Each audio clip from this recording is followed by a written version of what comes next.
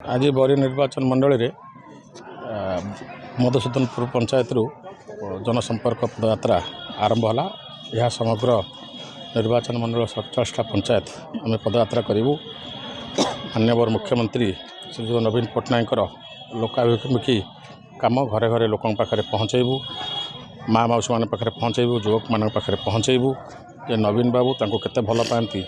आज माँ माने मधुसूदनपुर विशेषकर माँ भौणी मैंने एत खरार एत संख्यार आसी रास्तार नवीन बाबू को आशीर्वाद करते भल पाती से माने मधुसूदनवासी ता आज से देखे। आज बरी निर्वाचन मंडल रे मधुसूदनपुर पंचायत रु जनसंपर्क पदयात्रा आरंभ होला। यह समग्र निर्वाचन मंडल 47टा पंचायत आम पदयात्रा करूँ। माननीय मुख्यमंत्री श्री नवीन पट्टनायक लोकाभिमुखी काम घरे घरे लोक पाखे पहुँचेबू, माँ मौसी मान पाखे पहुँचेबू, युवक मान पाखे पहुँचेबू जे नवीन बाबू तांको केते भल पाती। आज माँ माने मधुसूदनपुर विशेषकर माँ भौणी मैंने एत खरार एत संख्यार आसी रास्तार नवीन बाबू को आशीर्वाद करते भल पाती से माने मधुसूदनवासी ता आज से देखे। आज बरी निर्वाचन मंडल रे मधुसूदनपुर पंचायत रु जनसंपर्क पदयात्रा आरंभ होला। यह समग्र निर्वाचन मंडल 47टा पंचायत आम पदयात्रा करूँ। माननीय मुख्यमंत्री श्री नवीन पट्टनायक लोकाभिमुखी काम घरे घरे लोक पाखे पहुँचेबू, माँ मौसी मान पाखे पहुँचेबू, युवक मान पाखे पहुँचेबू जे नवीन बाबू तांको केते भल पाती।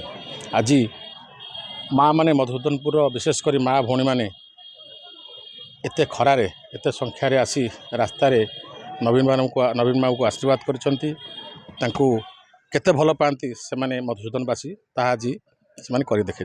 आज बरी निर्वाचन मंडल रे मधुसूदनपुर पंचायत रु जनसंपर्क पदयात्रा आरंभ होला। यह समग्र निर्वाचन मंडल 47टा पंचायत आम पदयात्रा करूँ। माननीय मुख्यमंत्री श्री नवीन पट्टनायक लोकाभिमुखी काम घरे घरे लोक पाखे पहुँचेबू, माँ मौसी मान पाखे पहुँचेबू, युवक मान पाखे पहुँचेबू जे नवीन बाबू तांको केते भल पाती। आज माँ माने मधुसूदनपुर विशेषकर माँ भौणी मैंने एत खरार एत संख्यार आसी रास्तार नवीन बाबू को आशीर्वाद करते भल पाती से माने मधुसूदनवासी ता आज से देखे। आज बरी निर्वाचन मंडल रे मधुसूदनपुर पंचायत रु जनसंपर्क पदयात्रा आरंभ होला। यह समग्र निर्वाचन मंडल 47टा पंचायत आम पदयात्रा करूँ। माननीय मुख्यमंत्री श्री नवीन पट्टनायक लोकाभिमुखी काम घरे घरे लोक पाखे पहुँचेबू, माँ मौसी मान पाखे पहुँचेबू, युवक मान पाखे पहुँचेबू जे नवीन बाबू तांको केते भल पाती। आज माँ माने मधुसूदनपुर विशेषकर माँ भौणी मैंने एत खरार एत संख्यार आसी रास्तार नवीन बाबू को आशीर्वाद करते भल पाती से माने मधुसूदनवासी ता आज से देखे।